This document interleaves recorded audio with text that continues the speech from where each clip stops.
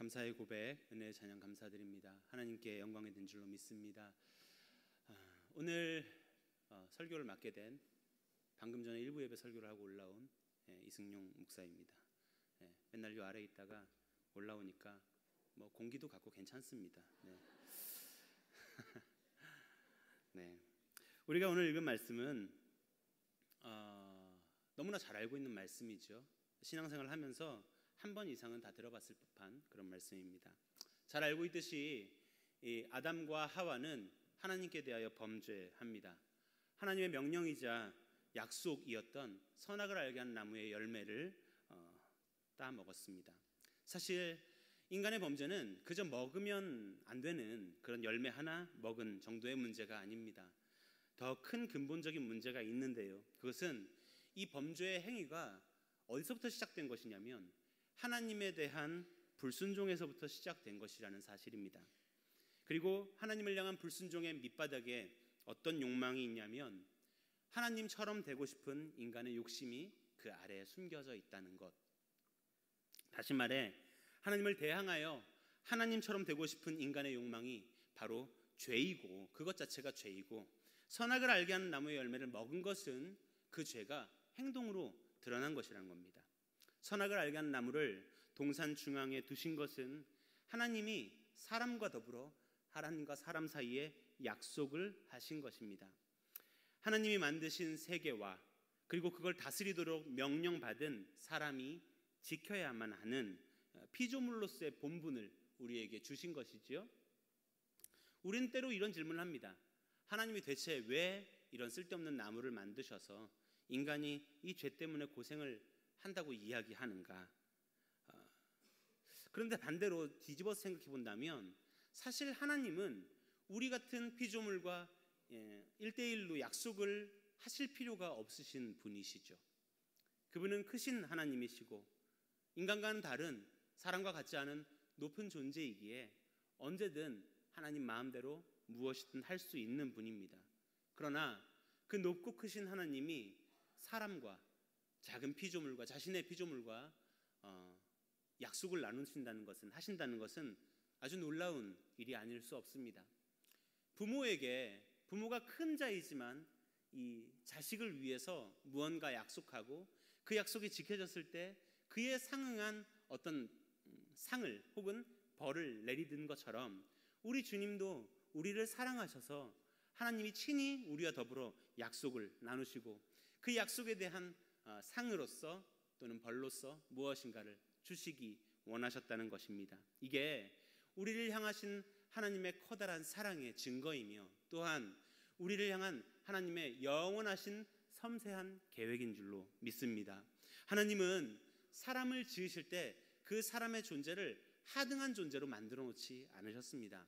그럼 어떤 존재로 만드셨을까요?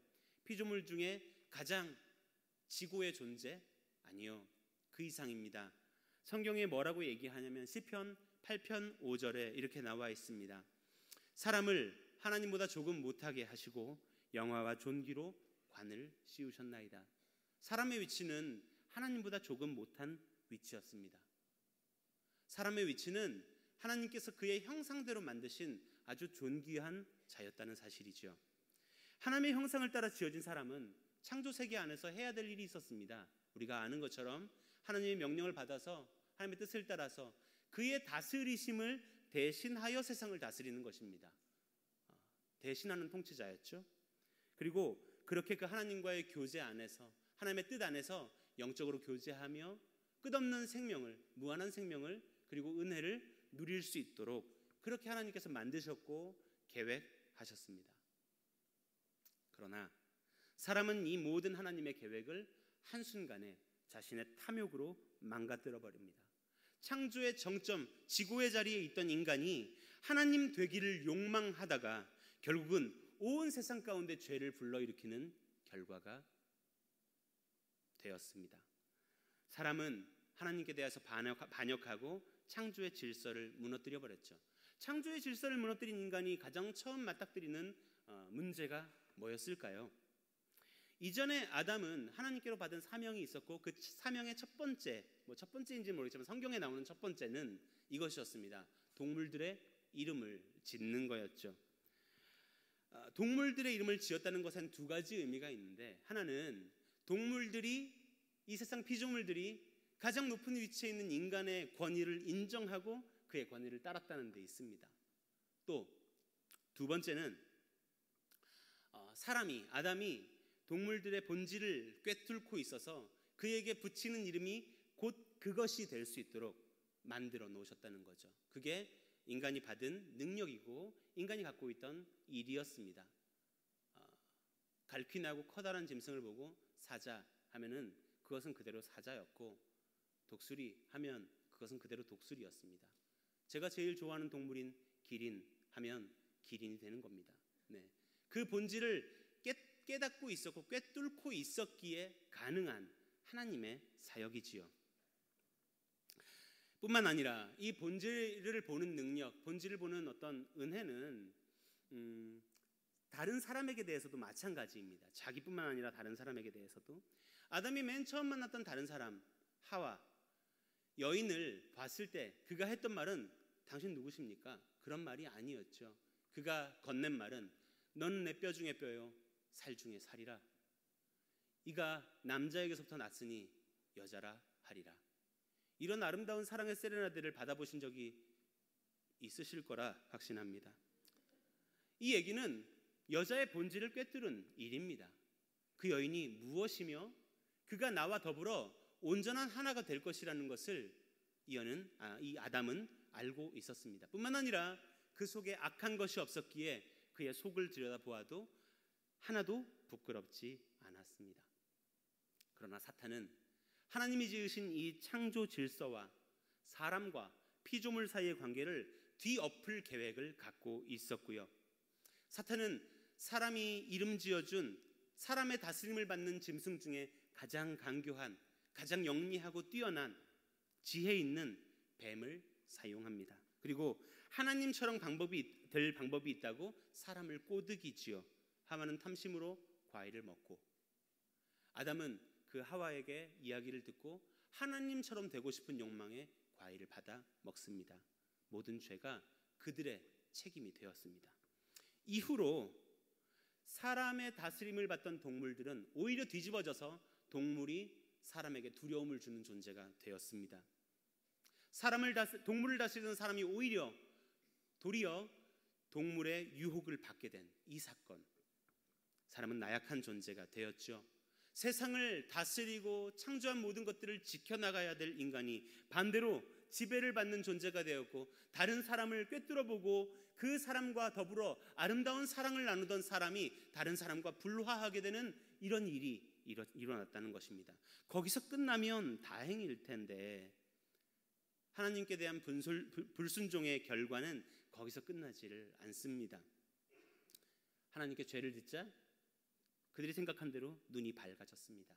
그리고 아담과 여인은 눈이 밝아져서 하나님처럼 될 줄 알았는데 하나님처럼 되기는커녕 하나님을 두려워하는 예상치 못한 문제가 일어났습니다. 자기들이 벗은 것을 알고 수치심을 느꼈습니다.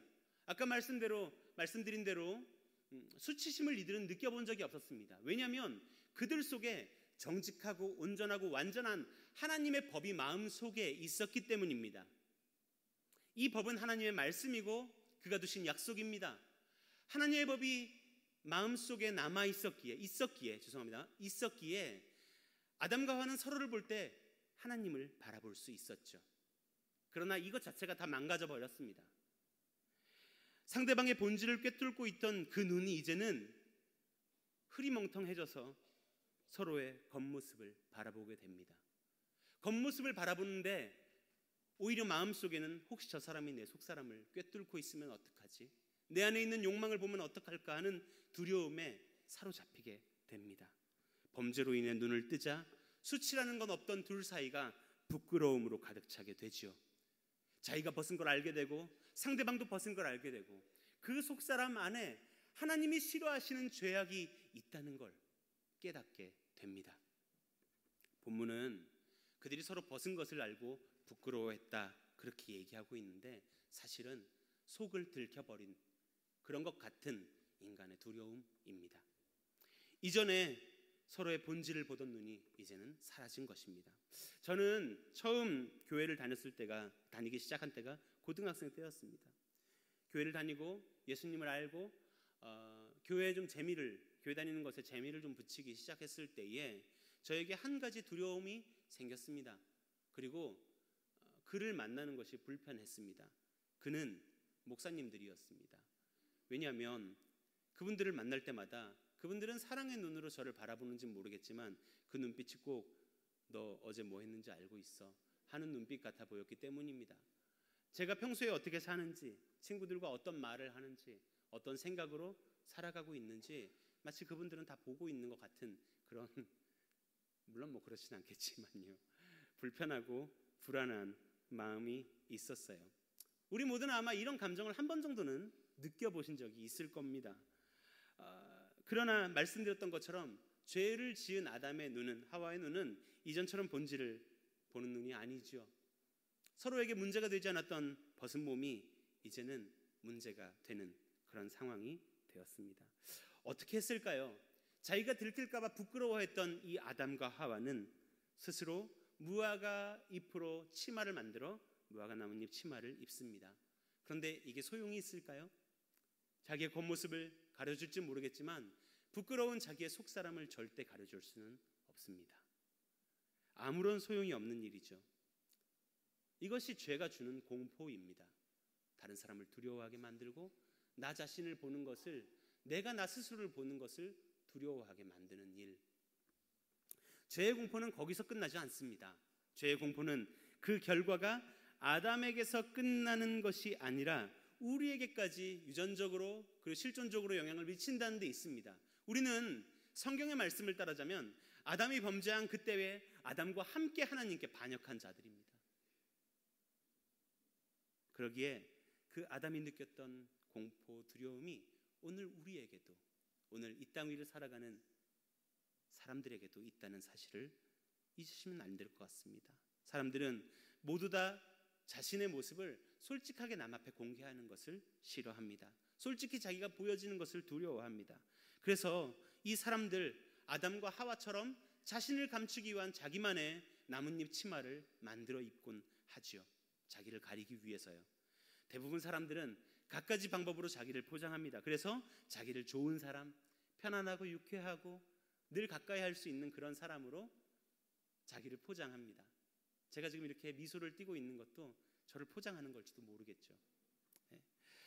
그러나 아무리 자신을 포장해도, 아무리 선한 사람으로, 괜찮은 사람으로 자기를 포장할지라도 부정할 수 없는 것은 우리 속에 짐승 한 마리가 들어있다는 사실입니다.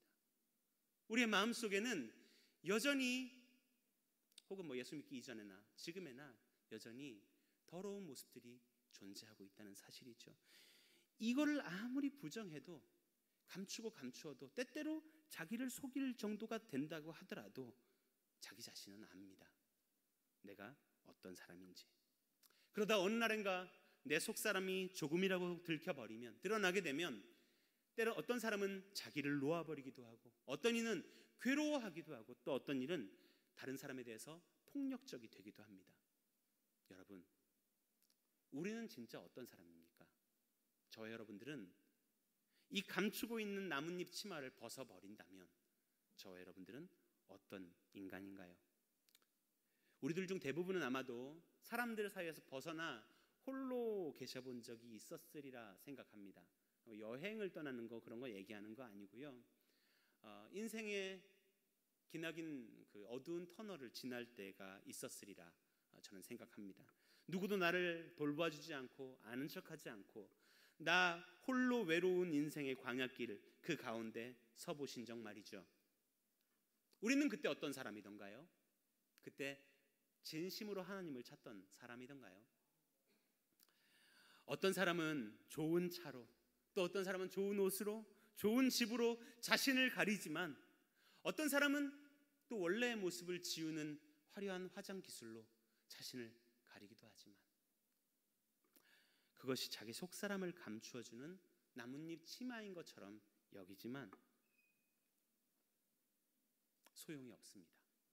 그게 자신을 대변하는 것이라 생각하면서 돈이나 집이나 차나 명예나 권력이나 자신의 외모가 곧 자기라고 생각하지만 사실은 그래야만 텅텅 비어버린 자기의 속사람을 감출 수 있기 때문에 그런 것 뒤로 숨는 게 아니겠습니까?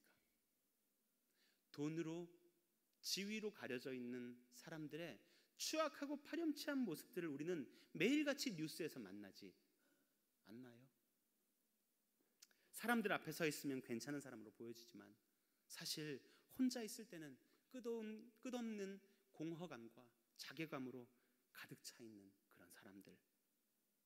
그래서 자기 자랑을 많이 하는 사람들 보면은 안타까움을 느낍니다. 돈 자랑, 집 자랑, 자식 자랑, 남편 자랑, 자랑이 아닌 자랑, 그렇게 얘기하지만 은근히 그런 도구들을 사용해서 자기를 높이지요. 자기를 가리는 겁니다.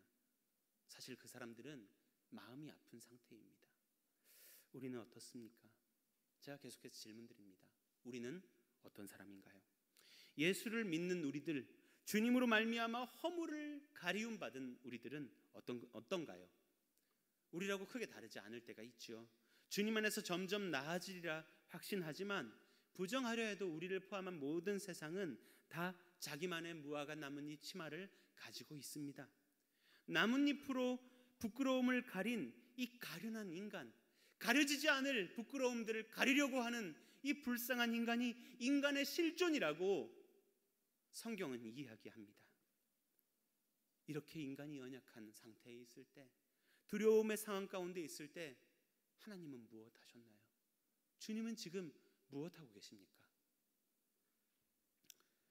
말씀을 한번 읽어보겠습니다. 9절입니다. 창세기 3장 9절 함께 읽겠습니다. 자, 찾으셨죠? 시작. 여호와 하나님이 아담을 부르시며 그에게 이르시되 내가 어디 있느냐? 내가 어디 있느냐? 우리 주님은 여전히 이 하나님을 떠나려고 하는 사람들, 하나님을 반대해서 하나님처럼 되고자 하는 사람들에게 여전히 말씀하고 계십니다. 내가 어디 있느냐? 부끄러워 떨고 있는 아담과 여자에게 동산을 거니시는 하나님의 소리가 들립니다. 아담은 그 소리를 듣고 나뭇잎 치마로 모자라 나무 뒤에 숨어버립니다. 주님이 말씀하시죠. 네가 어디 있느냐? 우리를 부르시는 그 하나님의 음성, 아담을 부르시는 그 음성은 우리를 부르시는 음성인 줄로 믿습니다. 우리를 부르시는 그 하나님의 음성 앞에 우리는 어떻게 반응하고 혹 어디로 숨어 있습니까? 나를 찾으시는 그 주님의 간절한 음성 앞에 우리는 뭐라고 대답하고 있나요? 하나님이 아담이 어디 있는 줄 몰라서 찾으신 게 아니잖아요. 숨바꼭질 하려고 부르신 것도 아니잖아요. 주님은 아담에 대한, 인간에 대한 애끓는 애통함으로 부르시고 계신 것입니다. 나와 생명을 나누던 네가, 나의 모든 복을 가졌던 네가 도대체 지금 어디 있느냐? 그 음성에 아담은 안타깝게도 이렇게 대답하죠. 당신의 소리를 듣고 내가 벗은 몸인 것으로 인하여 두려워서 숨었습니다. 여러분, 하나님에 대해서 반역하려던, 불순종했던 이 마음은 점점점 커져서 어디에까지 이르느냐면 하나님을 두려워하고 하나님을 무서워하는 그런 단계까지 이르게 됩니다. 그렇습니다. 죄의 최종적인 결과는 하나님을 두려워하는 것입니다. 세상 사람들은 하나님이 대체 어디에 있느냐, 있으면 우리에게 보여줘봐 하고 기고만장하게 이야기하지만 사실 그런 세상 사람들의 질문의 근원에는 하나님에 대한 두려움이 있습니다. 부정할 수 없어요. 하나님에게서 도망가고 싶은 마음이 자리하고 있습니다. 하나님에게서 도망가면 행복해질까요? 즐거워질까요? 자유로워질까요? 그렇지 않죠. 인간의 죄는 하나님처럼 되려고 하는 데서 시작됐다고 말씀드렸습니다. 그런데 그 죄가 하나님을 오히려 무서워하고 두려워하고 피하게 만드는 데까지 이어졌습니다. 돌아와서 주님 앞에 무릎을 꿇고 빌어야 할 텐데 그렇게 쉽게 문제가 해결될 요량이었으면 인간 사이에 있는 이 지난한 죄에 대한 싸움이 계속될 이유가 없지요. 사람은 멀리 떠납니다. 가인이 하나님을 떠나서 멀리에다가 노실한 땅에 성을 쌓고 하나님과 이웃으로부터 자기를 차단했던 것처럼 어떤 이들은 자기만의 성 위에 올라서서 그 누구도 자기를 침해할 수 없게 자기를 그 안에 가둡니다. 그리고 그 안에서 심지어 자신 스스로가 신이 됩니다. 그 신이 되게 만드는 데는 말씀드렸던 것처럼 권력도 있고 돈도 있을 수 있겠고 혹은 자기 자신일 수도 있겠죠. 라멕에 의해서 그것을 살펴볼 수 있습니다. 가인의 후손이었던 라멕은 아주 파렴치하고 잔인한 사람이었던 것 같습니다. 가인은 아벨 한 명을 죽였지만 라멕은 자신에게 해를 가하려고 하는 그 누구든 다 해치워 버렸습니다. 그것이 어린 소년이든 장성한이든 상관없이 말이죠. 그리고는 그 모든 사람을 살해하고 자기의 권력으로 많은 여인들을 아내로 맞이한 후에 이렇게 노래를 부릅니다. 가인을 위하여는 벌이 7배 1채인데 나 라멕을 위하여는 벌이 77배 1지로다. 이 얘기가 무슨 말입니까? 하나님의 말씀을 교묘히 비트는 사탄의 일을 지금 라멕이 하고 있는 것입니다.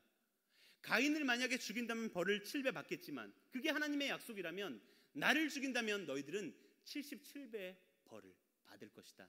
내가 하나님이다. 지금 이렇게 얘기하고 있는 거예요. 하나님처럼 되려 했던 욕망이 정말 자기를 하나님으로 만들어 버리는 그런 지경에까지 이렇게 되죠. 하나님을 두려워하기 때문이죠. 왜 이들은 자기를 하나님으로 만들어 가는 걸까요? 하나님을 두려워함이 도대체 무슨 결과를 낳기 때문에 그런 걸까요? 바로 사망 때문입니다. 죽고 싶지 않기 때문에 자기를 하나님처럼 만들려고 하는 거죠. 하나님을 떠난 인간은 생명력이 끊어져 버렸습니다. 하나님으로부터 오는 모든 복을 다 잃어버렸습니다. 그렇기 때문에 인간은 직감적으로 그리고 역사적으로 실존적으로 자기가 결국은 죽을 것을 알고 있어요. 그러므로 살아가는 이 한 세상이라도 최대한 계속 살 것처럼 살려고 노력하는 겁니다. 모을 필요가 없는 것들을 모으면서 죽음의 문제를 해결할 수 있는 방법이 그것이라 생각하지만 결코 그것은 죽음의 문제를 해결하는 길이 아닙니다. 너무나 나약한 존재이기 때문에 자기의 실존을 바라보지 못하는 거죠. 그래서 허세, 허황, 자기를 부풀리는 모든 노력들을 자기를 위해서 죽음의 문제를 피하기 위해서 계속해서 그런 노력을 쏟습니다. 해결이 됩니까? 해결이 될까요? 아니요. 해결이 되지 않죠. 약간의 나이에 세계를 정복했던 마케도니아의 왕 알렉산더라는 왕이 있지요. 그는 늘 죽음의 두려움에 쌓여 있었습니다. 그는 세상을 정복했던 왕이었는데도 불구하고 죽음을 두려워했습니다. 많은 전쟁을 치르면서 자신이 세상에서 가장 높은 왕이며 신과 같은 존재가 되었다고 공공연히 떠벌렸지만 잠을 잘 때가 되면 그 내 칼에 죽어간 적들처럼 대적들처럼 나도 누군가에게 살해를 당할까, 어느 날 갑자기 죽어질까 걱정했습니다. 불로초를 찾아다녔던 진시황의 이야기를 하면 설교가 많이 길어질 것 같아서 하지 않겠습니다. 충분히 아시죠? 세상의 모든 것들을 가져도 인간은 죽음에 대한 공포를 극복할 수 없습니다. 죄인은 오히려 하나님을 피해 도망가는 걸로 이 문제를 해결하고 하지만 벗어나려 해도, 이 문제로부터 벗어나려 해도 벗어날 수 없는 것이 자명한 사실입니다. 어떻게 해야 이 공포를 해결할 수 있을까요? 죄에서부터 오는 죽음과 사망의 문제, 죄와 사망의 문제를 어떻게 해결할 수 있겠습니까? 어떻게 해야 하나님과 대적해 됐던 이 관계를 다시 되돌릴 수 있습니까? 벗어날 수 있을까요?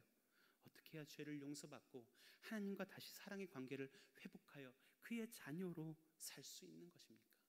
간단하게 말하자면 하나님 앞에 돌아오는 것, 주님이 나를 받아주시는 분이라는 걸 믿고 그분 앞에 나아가면 이 문제가 해결될 것이라는 걸 믿고 그분 앞에 나아가는 것, 그것이면 사실 쉽게 문제가 해결됩니다. 주님 앞에 돌아서면 주님께서 우리를 모른 척하지 아니하시고 멸시치 않으시고 받아주실 거라는 사실은 분명합니다. 호세아서 6장 1절은 이렇게 얘기합니다. 여호와께 돌아가자. 그가 찢으셨지만 우리를 고쳐주실 것이다. 그가 때리셨지만 우리를 싸매주실 것이다. 죽음에 대한 두려움을, 하나님에 대한 두려움 때문에 나를 가리고 있는 그 모든 거칠애를 벗어버리고 주님 앞에 서면 되는 건데, 주님 앞으로 돌아가는 것이 구원이며 생명을 얻는 길인데 그게 쉽지 않아요. 그렇게 하려고 해도 할 수 없습니다. 왜입니까? 왜냐하면 인간의 마음, 사람 안에 있던 아름다웠던 하나님의 법은 이미 죄로 인해 완전히 망가져 버렸고, 하나님이나 다른 사람이나 인간 속에서는 오직 죄밖에는 발견할 수 없기 때문입니다. 그리고 인간 안에 망가진 이 의지는, 하나님을 향하는 의지는 완전히 사라져버려서 하나님을 사랑할 수도, 하나님을 높일 수도, 하나님의 말씀을 들을 수도, 하나님의 말씀을 따라가려고 노력할 수도 없는 절망의 상태가 되어버렸기 때문에 사람의 노력으로는 어떻게 해도 하나님 앞에 돌아설 수 없는 존재가 되어버렸다는 것, 그게 성경의 가르침이고 성경의 말씀입니다. 우리는 그런 상태였고 그런 상태라는 사실입니다. 그래서요, 복음은 하나님 앞으로 돌아와라 하는 데서 끝나지 않습니다. 하나님 앞으로 돌아와라 해도 돌아올 수 없는 존재임을 하나님 아시기 때문에 거기서 끝나지 않습니다. 하나님은 이 인간이 해결할 수 없는 인간의 문제를 해결하시기 위해서 주님의 영원한 계획 가운데서 이 문제를 해결할 한 분 구원자 예수 그리스도를 보내셨습니다. 이 예수님의 모든 행위와 말, 그리고 그가 전파한 진리를 믿기만 하면 우리는 이전에 우리를 가리고 있던, 우리를 둘러싸고 있던 부끄러움과 죄의 문제에서 벗어나게 될 것입니다. 우리를 위해서 보내주신 그분 예수는 우리의 모든 허물을 덮으시는 분이십니다. 무화과 나뭇잎으로 가려지지 않는 이 죄악을 주님은 그것 따위는 필요 없이 주님은 주님의 한 분으로 우리의 두려움을, 부끄러움을 가려주신다는 것입니다. 돈이나 명예로 가지고 있는 재물로 치장할 필요가 없습니다. 그것은 죽음에 대한 해결책이 결코 아닙니다. 우리는 그를 믿음으로 사망의 고통에서 해방되며 하나님을 향한 적대감으로부터 해방될 것입니다. 이 예수를 우리의 힘으로 믿을 수 없기 때문에 하나님은 예수를 우리가 믿을 수 있도록 성령님을 우리의 마음속에 보내십니다. 우리의 마음을, 이전에 하나님의 말씀을 들을 수도 없고 그 말씀을 따를 만한 욕심도 일어나지 않는 우리의 마음을 변화시키시고 부드럽게 하셔서 우리가 주님의 구원을 기꺼이 받아들일 수 있는 마음의 상태로, 다시 하나님의 법을 회복시키는 상태로 우리를 만들어 놓으십니다. 그 성령님의 역사하심 때문에 우리가 이 자리에 있는 거예요. 그 성령님의 역사하심 때문에 내가 주님을 주님으로 고백할 수 있는 것입니다. 그분은 우리 안에서 지금도 신실하게 역사하십니다. 하나님은 그런 분이십니다. 죄악에도 불구하고 삼위 하나님의 적극적인 일하심이, 온 세상을 만드신 그의 창조의 능력이 이 부족한 한 사람 안에서 역사하고 있는 것입니다. 이게 기독교의 신비이지요. 예수님은 죽으실 때에 벌거벗은 채로 죽으셨습니다. 그의 벌거벗으심은 하나님 앞에 가리고 있는 우리를 대신한 벌거벗으심입니다. 그의 죽음은 하나님의 진노를 감당할 수 없는 이 연약한 인간을 대신한 죽음이셨습니다. 성화들을 보시면요, 예수님이 십자가에 달려 계시긴 하는데 하얀 천으로 몸을 가리고 있는 것을 보실 수 있을 겁니다. 이것은 가톨릭 교회가 예수님을 최대한 이렇게 좀 보호해주고 싶은 아름다운 마음에서 시작된 것이지만, 사실 예수님은 그렇게 속옷을 입고 달려 돌아가시지 않았습니다.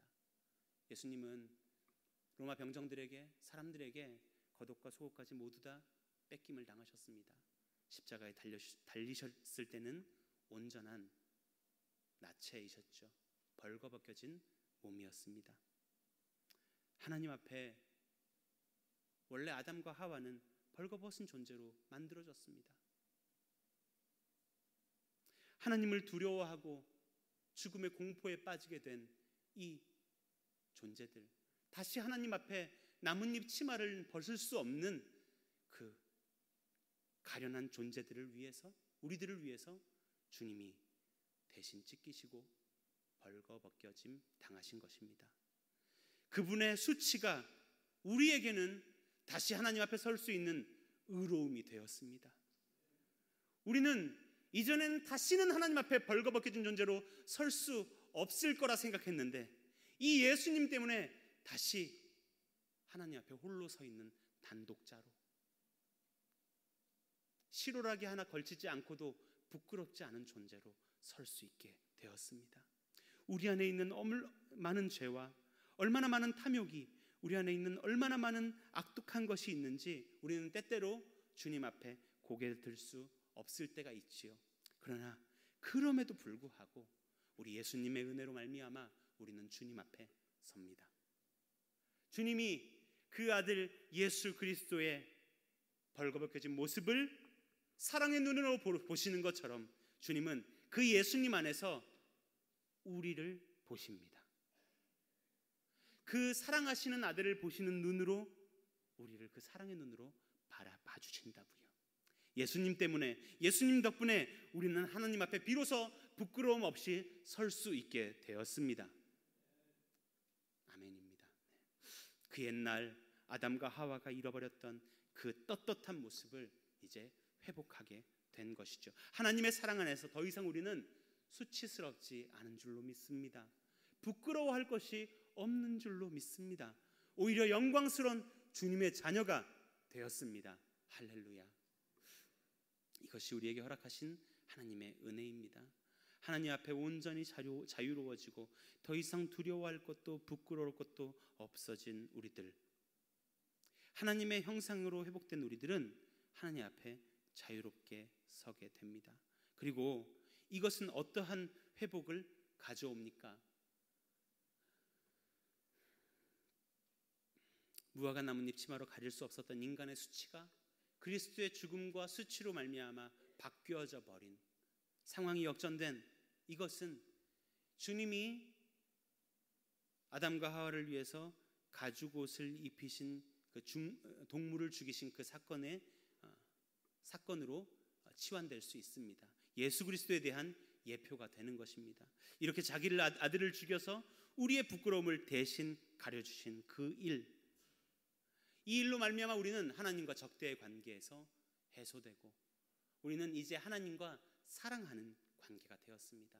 이게 인간에게 바뀌어진 가장 큰 변화입니다. 뿐만 아니라 하나님과 다시 화목하게 된 사람은 내 옆에 있는 사람과 내 주변의 누군가와 화목하게 됩니다.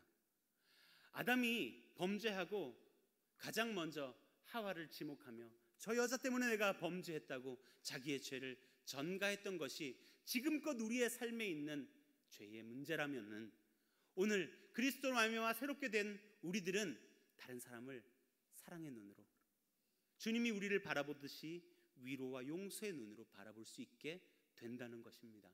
하나님으로부터 하나님과의 화목이 사람과의 화목을 이루는 것입니다. 뿐만 아니라 우리는 이제 두려움에서 벗어난다 말씀드렸습니다. 두려워하지 말라.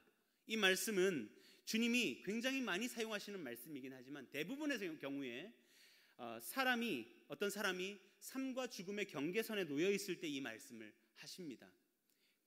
바다 위에서 파도와 싸우고 죽음에 맞서고 있는 제자들에게 주님은 물 위로 걸어오신 후 이렇게 말씀하십니다. 뭐라고요? 두려워하지 말라. 회당장 야이로의 그 딸을 살리시고 나서 주님은 다시 말씀하십니다. 두려워하지 말라. 또한 성령님이 오실 것을 약속하시며 말씀하시죠. 내가 평안을 너희에게 주노라. 내가 주는 것은 세상의 것과 같지 않다. 너희는 마음에 근심하지도 말고 두려워하지도 말라. 심지어는 예수님이 부활하신 이후에 예수님 부활하신 사실을 모르고 숨어있던 제자들에게 주님은 찾아오셨습니다. 그들은 마치 나무 뒤에 숨어있는 아담과 하와처럼 문 뒤에 숨어 있었습니다. 그런데 그들에게 찾아오셔서 주님이 말씀하시죠. 평강이 있을지어다. 모든 사망의 권세를 깨뜨리고 우리의 삶을 죽음의 속박으로부터 자유케 하실 때 우리 안에 일어나는 마음속의 변화는 바로 하나님의 평안입니다. 이 평안은 하나님 앞에 언제든 당당하게 설 수 있는 이 당당함과 기쁨입니다. 그러므로 주님으로 인해 구원받은 자는 절대 자신을 감추려 하지 않습니다. 쓸데없는 열등감으로 인해 괴로워하지도 않습니다. 주님으로 말미암아 내가 새로운 피조물이 되었음을 알기 때문입니다. 세상에 허황된 것들로 자기를 가리려고 치마를 만들지 않습니다. 자, 이렇게 주님을 받아들이고 그 마음속에 변화가 생긴 사람은 이제부터 하나님을 신뢰하는 단계에 나아가게 됩니다. 자기의 삶으로, 자기 힘으로 내 삶이 영위되는 것이 아니라는 걸 알기 때문에 하나님을 의지함으로 매일을 살아갑니다. 이 사람들에게, 이 믿는 자들에게는 더 이상 삶의 역경이나 죽음이 두려움의 대상이 아닙니다. 때로 사람에게, 때로 주님은 우리에게 사람이라는 매와 인생이라는 채찍을 허락하시기지만 우리는 이런 모든 역경들마저 하나님의 뜻을 이루는 도구라는 것을 믿고 있습니다. 그래서 두려워하지 않고 기뻐하며 찬양할 수 있는 것이죠. 이것이 성도가 누리는 자유이며 성도가 누리는 기쁨입니다. 하나님을 두려워하지 않고 하나님과 화목됨으로 일어난 모든 결과들입니다. 사랑하는 여러분, 우린 이전에 모든 나뭇잎 뒤에, 나무 뒤에 가려진 숨어있는 그런 존재들이었습니다. 사람들이었습니다. 어쩌면 지금도 그 나뭇잎 뒤에 숨어 계신 분들이 있을지도 모르겠습니다. 주님의 음성을 들으십시오. 네가 어디 있느냐? 성령님의 일하심을 힘입어서 주님 앞으로 나아오십시오. 예수님을 만나면 삶의 의미가 변화될 것입니다. 예수님을 만나면 우리가 서 있는 자리가 고통의 자리가 아니라 기쁨과 담대함의 자리가 될 것입니다. 나뭇잎 뒤에 숨어 있을 시간이 없습니다. 주님 지금 우리를 찾으십니다. 주님 앞에 벌거벗은 인간으로 실오라기 하나 걸치지 않은 존재로서 서시기를 부탁드립니다. 주께서 가까우십니다. 함께 우리 찬양하고 기도하도록 하겠습니다.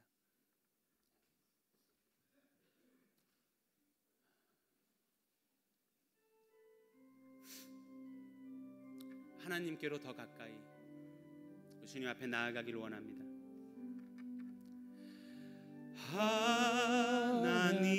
하나님께로 더 가까이 갑니다. 고통 가운데 계신 주님, 변함없는 주님의 그 신사랑 영원히 주님만을 섬기리. 우리 한 번 더 고백할까요? 하나님께로 더 가까이, 하나님께로 더 가까이 갑니다. 고통 가운데 계신 주님, 변함없는 주님의 그 신사랑 영원히 주님만을 섬기리. 주님 지금도 우리를 부르고 찾으시고 계십니다. 내가 어디 있느냐? 우리 그 주님의 음성 앞에 나아갑시다. 우리를 찾으시는 그분 앞에 담대히 설 수 있어야 합니다. 주께서 우리를 부르시며 우리 안에 성령의 은혜를 주시는 줄로 믿습니다.